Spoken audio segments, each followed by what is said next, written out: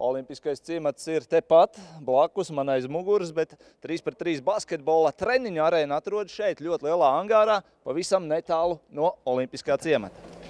Nav arī kāda ierašanās, kādi ir apstākļi, kādi ir pirmie iespējas šeit Parīzē?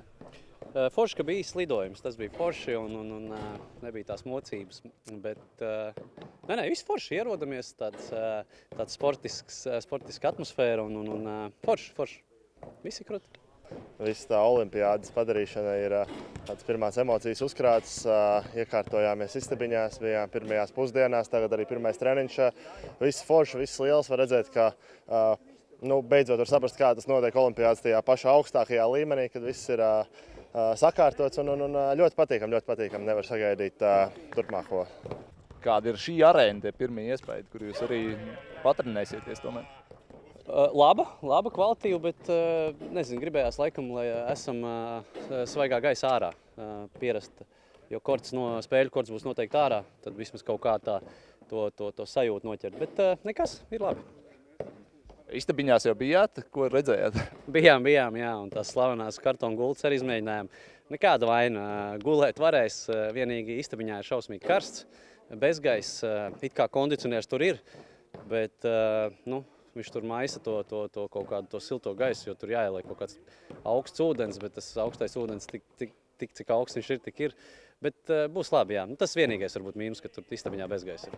Nezinu, apgulos nevarēja sūdzēties diezgan nekas sevišķi ir gulēts arī neērtākās gultās un arī istabiņās ir parūpēts, ir kondicionieris ielikts, tā kā apstākļi pagaidām vismaz pirmā iespēja ļoti labi. Pieredze ir uzkrāta, vai ne? Es pieļauju, bijuši sliktāki apstākļi daudz kur, vai ne? Absolūti, jā, esam dzīvojuši visādos apstākļos, tā kā sūdzēties nav ko, pēduši būsim, pagulējuši būsim, jautri mums arī būs un atliek tikai darīt savu darbību. Cik svarīgi ir uzreiz patrenēties pēc atvetošanas? Man jau patīk, man ļoti patīk basketbols, man patīk atrasties zālē visu laiku, un es domāju, ka tā aklimatizācija ceļojot uz Franciju nav tik liela, kā varbūt viņiem pagājušais ceļojot uz Tokiju un uz tālākām vietām citos turnīros, tā kā tas mums ir pateicīgi, cerams, ka tas nesīs arī rezultātus. Cik pozitīvi un patīkami ir tas, ka Agnes un Edgars ir šeit? Vienmēr pozitīvi. Tas, ka Edgars, tas jau ir ļoti pozitīvi un smieklīgi, bet Agnes, Agnes jau šad tad pat neļauj jokoties, bet ir okei. Kā Edgars varēja vinnēt? Ko tieši? Pēdējo jūs sacīsiet. Viņš vinnēja? Labi, viņš vinnēja.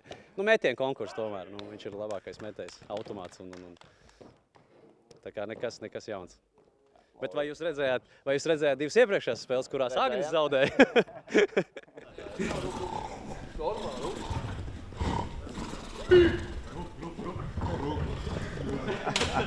Kamerās. Atklāšanas ceremonijas sagaida, jo tā būs citādāk, pirmo reizi šādā formātā. Jā, godīgi sakot, par to vēl neesmu domājis. Milzīgs lepnums, ka mans komandas biedrs ir nominēts nest to Latvijas valsts karogu, kas, man liekas, ir nenormāls gods ne tikai viņam, bet arī mūsu komandai, kad 3x3 sporta veids tiek novērtēts tādā ziņā un ļoti gaidu šo brīdi. Agnes, tev vismaz kādu padomu iedeva, tu teici, ka lidmašīnā parunās tomēr par to karogu nešanu. Jā, mēs nesēdējām blakus par pārsteigumu, jo visus 7 gadus, ko es spēlēju basvīt, mēs laikam esam blakus. Tā kā mēs esam bijuši attālināti bijuši, un viņš arī nedzīvo šeit ciematā. Tā kā, nezinu, aiziesim pusdienās, tad es viņam pajautāšu pāris padomus par to karogu. Ko tu vari ieteikt, vai esi ieteicis diviem debitantiem jūsu komandā? Neko, vēl pagaidām neko. Ļaujam viņiem pašiem aptvert, kur viņi atrodas un sataustīt visas tās sajūtas un pārējo, bet, ja nāks ar padomiem, jautājumiem, tad iedosim kādu padomu.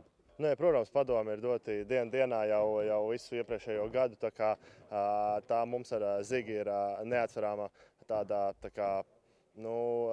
špikerītis, kas citiem nav pieejams, ka mums treniņos ir iespēja trenēties gan ar viņiem, gan ar Agni un Edgaru. Tā kā, jā, mēs uzsūcam, cik vien varam, esam kā tādi švames un centīsimies to likt lietā laukumā.